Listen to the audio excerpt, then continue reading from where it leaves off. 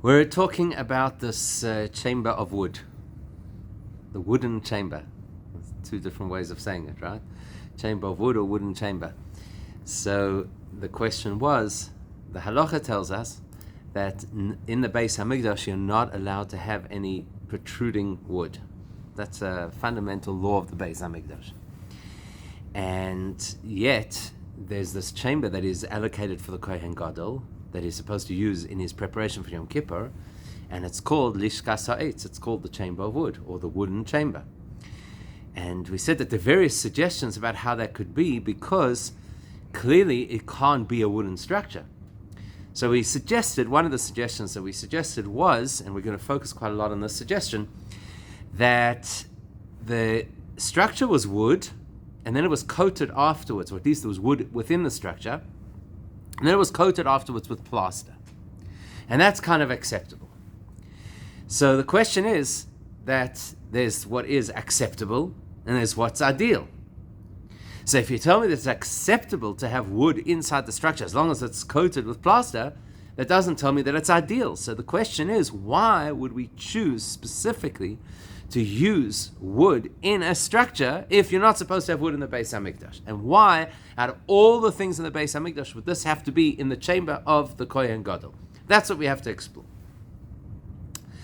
So the Rebbe's father, as you may or may not know, the Rebbe's father used to write Kabbalistic insights on various parts of Torah while he was in exile in Kazakhstan. That's where they had exiled him. And he used to write in the margins because he didn't have paper and he didn't have access to normal materials.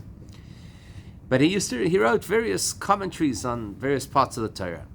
So he's got a commentary on this story, on this Mishnah in the tractate Midos, that talks about the various components of the Beis Hamikdash, and it talks about this chamber for the Kohen Gadol, which is called the Lishkas Ha'etz, the wooden chamber. And he says something which is very, very interesting. And that is, if you think about it, out of all the things that live on planet Earth, the things that live the longest are trees. Obviously, there are minerals that don't live. But out of all the things that live, trees live for hundreds and hundreds of years. Now there's a pasuk, there's a verse in the book of Yeshaya, the prophet Isaiah, where he says, my nation, it's Hashem speaking, my nation has longevity like a tree. So from that we understand that the notion of eitz obviously means wood, but eitz also means a tree. So the notion of a tree is associated with length of life. Just like the tree lives for hundreds of years, so it becomes a symbol of longevity. Okay, what's that got to do with the Kohen Gadol? What has the Kohen Gadol got to do with longevity? So there are a few things. The first is, and this relates to this week's parasha, that you remember the story of the Ir Miklat, the city of refuge? So the city of refuge is that if somebody killed by accident, they can't be obviously prosecuted by the courts because it wasn't intentional, but they have to experience what we call golus. They have to go into a state of exile, and the way that they do that is they have to go spend a period of time living in the city of refuge, the Ir Miklat. How long do they have to stay in the Ir Miklat? Forever. Not forever. Until Until the Kohen Gadol passes away. Yes. Until the Kohen Gadol passes away, which is interesting, because that implies that the Kohen Gadol is a symbol of life, and here's an individual who has taken a life. So as long as there's a Kohen Gadol around who is the symbol of life, it's not appropriate for somebody who's taken a life to be part of the society. When the Kohen Gadol passes away, so that symbol of life has now been suspended, because obviously it'll be a new Kohen Gadol. But when that Kohen Gadol passes away, so now it's no longer such an affront to have this person who took a life back in society. So that illustrates that the Kohen, and specifically the Kohen Gadol, is associated with the concept of life. There's another angle, very obvious angle, and that is the Kohen Gadol's job on Yom Kippur, which is what we're talking about because we're speaking about the chamber that he used in order to prepare himself for Yom Kippur. What was the Kohen Gadol's job on Yom Kippur besides the rituals that he did to ensure that we all had life for the coming year. That's what he does. He's got to go and he's got to represent us, and he has to atone on our behalf, and he has to ask Hashem to grant us life for the coming year. So the Kohen Gadol is associated with the element of life, longevity, which is why there's a link between the Kohen Gadol and a chamber made out of wood, because wood, eitz, the name for wood, eitz, which is the name for a tree, is also a representative of longevity. So there's the link. The Kohen Gadol and the tree both represent longevity. So the Rebbe's father says there's a deeper message behind this. And the deeper message is that we know there are 10 different energies that Hashem releases into existence, what we call the 10 Sephiros. Out of those 10, there are 2 primary channels of energy that flow into the world that are associated with what we call Chesed on the one hand and Gevura on the other hand. Chesed is, people generically translate it as kindness. But really what Chesed means is sharing and giving and generosity and benevolence. So of course that relates to kindness. But it's not simply kindness, it's the idea of giving and sharing. So for example, let's first look at the other channel, then we'll come back to the example. The other channel is what we call Gevura.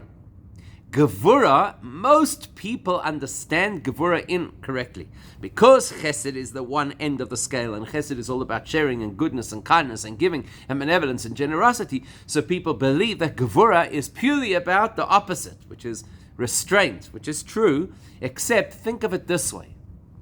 Think of it that Chesed could be like a leaking water hose, and Gevura could be like a hose that has a nozzle on the end that allows the water to be this fine film or spray that you use on the plants. So actually the Chesed could be more damaging sometimes than the Gevura. So we shouldn't think of Gevura just simply as restraint. Sometimes it's very much about being metered and appropriate and calibrated, as opposed to Chesed, which could just be wild. So there's healthy Chesed and there's unhealthy Chesed. There's healthy Gevura and there's unhealthy Gevura. For the purpose of our conversation, though, we're told that a Kohen is a person who is designed to channel Chesed into the world, as opposed to a Levi who is designed to channel Gevura into the world. And there's a whole lot of evidence for this in the Torah, which we're not going to get into right now. But the most obvious is that the Kohen, their role, the Kohanim's role, is essentially to deal with us when we're in trouble. So the person who has tzaras, the person who's quarantined from the community because of their spiritual/physical condition, they have to go to a Kohen in order to be able to be invited into society. When a person does an Aveira and they want to bring an offering, a sacrifice, in order to atone for that Aveira, it's the Kohen who has to facilitate it. So you can see the association between a Kohen and the concept, the channel, the energy of Chesed, of kindness. If that's true of every Kohen, then it certainly must be true of the Kohen Gadol. Because the literal translation of the Kohen Gadol is not the high priest as we translate. The literal translation is the great Kohen, which means whatever the energy of a Kohen is, this is somebody who channels that energy at a far higher level. So let's think about it this way. If we're dealing with Chesed versus Gevura in the context of life, Chesed will say, give life, give people the opportunity to live for a long time. Like, for example, in the early part of human history, we know that people lived for much longer than they live now. And one of the reasons for that is because each millennium of history is associated with a particular energy. And the first millennium of history is the Chesed energy. So in Chesed energy, Hashem says, go ahead, live for hundreds of years, that's okay. Whereas Gevura energy would say, let's assess whether this person deserves to live or not. And that's why in the second millennium of human history, the Torah tells us that human lifespan was reduced to 120 years. Because now there's Gevura, there's a calibration. So therefore, Chesed is associated with longevity. And it therefore makes sense that the Kohen, who is a channel of Chesed, which means Hashem's giving in a benevolent, generous way, in this case, giving life in a benevolent, generous way. So if that's what the Kohen represents, it makes sense that his chamber should be a chamber that is associated with wood, because wood or trees are also the same theory, the same theme, the same message of longevity. The tree lives for hundreds of years. So that would explain why it is that we want to call his chamber Lishkas Ha'etz. We want to call it the chamber of wood or the chamber of the tree, because we want to speak to this theme that a kohen, like a tree, is a symbol of longevity. There's only one little question that you have to ask. That sounds like such a beautiful message. And it sounds like it's such a positive message. Why then does the wood have to be hidden? It's such a positive thing. Why don't you have a wood-paneled chamber for the Kohen Gadol? Because wood is the symbol of everything that he represents, which is bringing life into the world and lengthening life, etc. And that's what the tree represents. Have the whole thing, beautiful oak-paneled office for the Kohen Gadol. So what do? We take wood, we build it into the substructure, then we plaster over it, so nobody even knows that there's wood over there. What's the point? Why is it that way? So to address that question, as is often the case in Judaism, you know how it is. If you want to answer a question, you have to ask another question. And so here's another question that we need to ask. We know historically that there was a very important person in the lineage of Kohanim. His name was Shimon HaTzadik. Remember Shimon HaTzadik? He appears in the first chapter of Pirkei Avos, in the second Mishnah, where it says that Shimon HaTzadik was the last of the Anshe Knesset HaGedolah. He was the last of the men of the Great Assembly, which implies that there was this period in Jewish history where we had very great spiritual leaders, and he was the last of those leaders. And there's almost like an insinuation over there that things went downhill from there. You know, you say he was the last of, that implies that things kind of degraded after that. Shimon HaTzadik was a Kohen Gadol. He was somebody who had this role. And you might remember, because we've actually discussed it once before, that when Alexander the Great came to Jerusalem, Shimon HaTzadik went to meet him dressed in the full uniform of the Kohen Gadol, and that inspired Alexander the Great not to conquer Jerusalem. So not only is he a Kohen Gadol, but he plays a very important role in Jewish history. Shimon HaTzadik lives in the Second Temple era, and further into the Second Temple stood for 420 years, and this is the time of Alexander the Great, which is about maybe rough round numbers, about 300 years in. So after Shimon HaTzadik, the whole process of appointing a Kohen Gadol started to unravel. And a lot of corruption crept in, generally speaking, by the way. After the Greeks came to Israel, there was a lot of corruption that seeped into the leadership in Israel, because there were many Jews who had become Hellenized. They adopted the Greek philosophy and way of life, but they still wanted to have a role in the Beis HaMikdash. Now, where this really went sour was after the Hanukkah story, because while the Hashmonai family was so successful and such big heroes in the Hanukkah story, unfortunately the next generation of Hashmonai family were not such heroes. And there was a lot of corruption, and eventually it became a system where people were buying their way into the position to become the Kohen Gadol. Okay, so imagine that you paid for the rights to become the Kohen Gadol.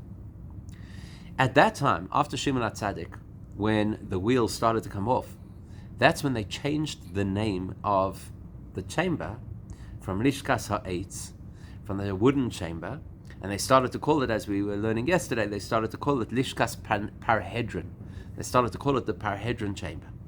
And the reason they called it the Parhedron chamber was because a Parhedron was a government official who only kept his position for a year. And because the Kohanim at that time, the Kohanim Gedolim, started to buy their way into the role, most of them did not survive the year. So it became almost like this cynical comment that this is a position that's a Parhedron position.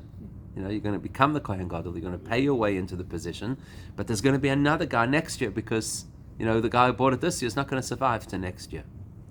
So that's when they started to alter the name, Lishkas Parhedron. So that raises another whole series of questions for us.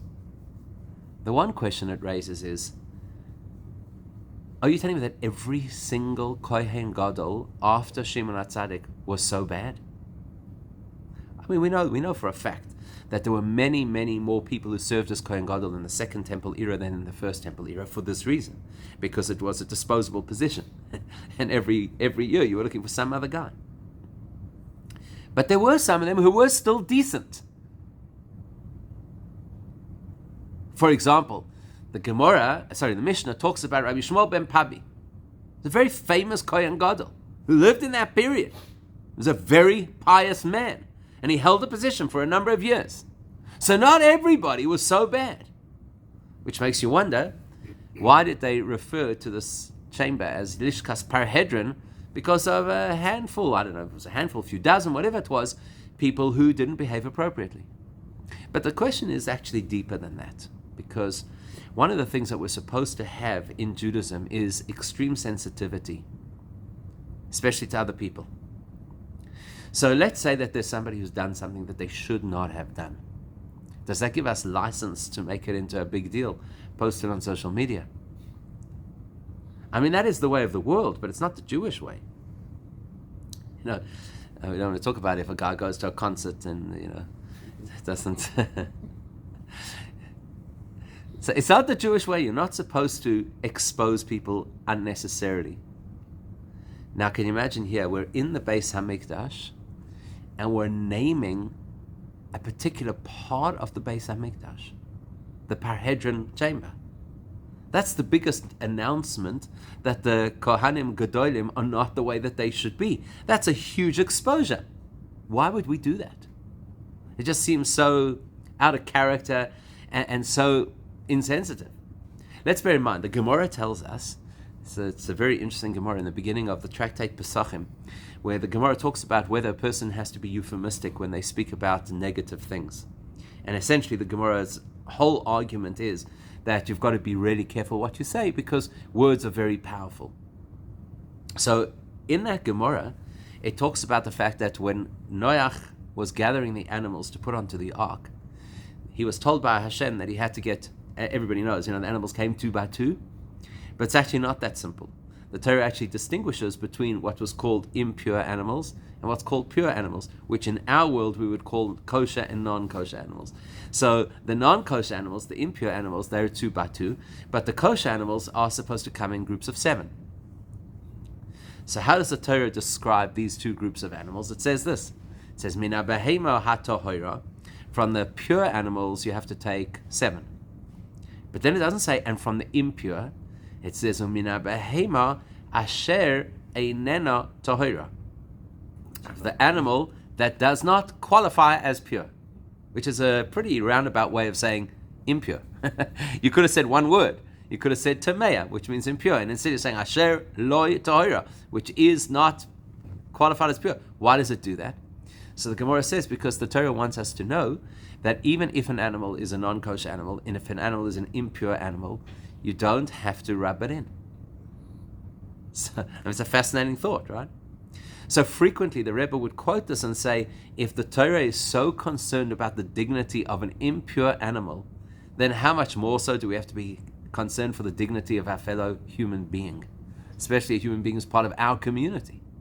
So that's the attitude that a Jewish person is generally supposed to take, and yet here they've advertised this part of the Beis HaMikdash that is allocated to the Kohen Gadol, and there's this big public display of the fact that the Kohen Gadol is not suitable. Because we're going to call his office the office of the disposable man. That's basically what we're saying. What a slap in the face. So why? Especially when you consider that not everybody was as bad as that. The question goes even one step deeper, because when was it that the Kohen Gadol had to be in that chamber? Yom Kippur. The 7 days leading up to Yom Kippur, which means that the day after Rosh Hashanah he'd leave his family and he'd go into this place, or perhaps even the night, Motzei Rosh Hashanah, he'd go into this place and he'd have to be there for the week. What's that week? There's a name for that week between Rosh Hashanah and Yom Kippur. Right, it's called Aser Yemei Teshuvah, right? The 10 days of Teshuvah. And there are certain rules that apply during the 10 days of Teshuvah that don't necessarily apply during the rest of the year. Meaning, all year round, we're obviously supposed to be decent people and we're supposed to be dedicated to Hashem and so on and so forth. But there's certain rules about the 10 days of Teshuvah that are even a little bit more extreme. For example, we're told that a parent should not hit their child during the 10 days of Teshuvah because it's a time where Hashem is judging us. So if we're too harsh on our children, God forbid, Hashem, our Father, might, reciprocate. So one of the things that we're told is that during the 10 days of Teshuvah, you have to be extra careful how you speak about your fellow Jew. No, we're not talking about Lashon Hara over here. You can't say Lashon Hara any day of the year. But just sensitivity, not to say something which might be a little bit disparaging, which might be a little bit offensive. During the 10 days of Teshuvah, you've got to be way more cautious. So here we take a man, the Kohen Gadol, we stick him into this place, the chamber of preparation for Yom Kippur. We do it in the Aseret Yemei Teshuvah, and while it's the Aseret Yemei Teshuvah, that time that you're supposed to be so sensitive about what you say about people, that's dafka when we say, you know where the Kohen Gadol is this week? He's in the Parhedron chamber. He's in the chamber for guys who are not going to live through the year. How could you say that? How could you do that? So to answer all of that, again, we have to ask one last question. And that question is, what is the psychology of a guy who buys the position to become Kohen Gadol, knowing he doesn't deserve it and therefore he's going to die? What goes through somebody's mind? What motivates a person to do that? Think about it. It's mad, right?